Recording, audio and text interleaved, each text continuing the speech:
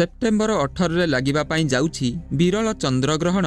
भूल रे करंतु नाही एही कार्य एवं हांडी छाड़ करिवे कि नाही सुताक अवधि केते पूर्वरु आरंभ हेउछि।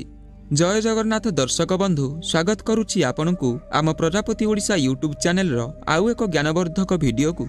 बंधुगण, वर्षर द्वितीय चंद्रग्रहण सेप्टेम्बर 18, 2024 बुधवार दिन लागिबा पाई जाउछि एवं एही चंद्रग्रहण भारतीय समय सकाळ 6 घंटा बाजी 11 मिनिट रे आरंभ होई सकाळ 10 घटिका बाजी 17 मिनिट रे शेष हेबो, जहा प्राय 4 घंटा 6 मिनिट पर्यंत लागि रहिबो।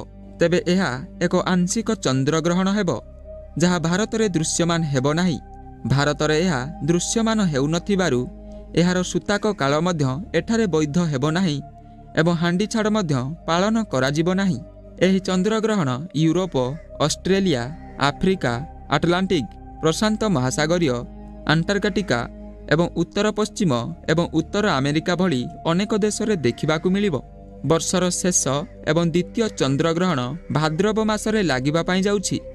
एही दिन पितृपक्षर प्रथम श्राद्ध और पिंडदान मध्य करा जिवो। तेबे धार्मिक दृष्टिकोणरू चंद्रग्रहण को शुभ बोली विवेचना करा जाय नाही, तेणु एही समय रे विशेष सतर्कता अवलंबन करिवार मान्यता रहिछि। हिंदू धर्म एवं ज्योतिष शास्त्र रे चंद्रग्रहण ग्रहणीय नुहे, तेणु एही समय रे किछि शुभ काम करिबा निषेध अटे। चंद्रग्रहण समय रे किछि सतर्कता अवलंबन करिबा जरूरी अटे। खास करी गर्भवती महिला माने मध्य विशेष जत्न नेबा उचित। ज्योतिष शास्त्र अनुसार चंद्रग्रहण समय रे राहुकेतुंक प्रभाव पृथ्वी रे वृद्धि पाई थाए, तेणु एही समय रे शुभ कार्य सहित अन्यान्य कार्य निषेध एवं एहाकू अनदेखा करिबा अनुचित होइथाए। चंद्रग्रहण समय रे धार्मिक कार्य करंतु नाही किंबा चंद्रग्रहण समय रे देवादेवी प्रतिमा को स्पर्श जमारू मध्य करंतु नाही।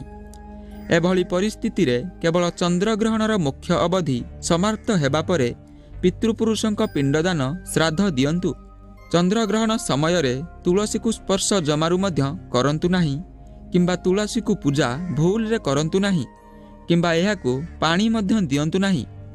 चंद्रग्रहण समय रे खाइबा, बाहर को जिबा, सोइबा इत्यादि रु दूरे रहिबा उचित अटे।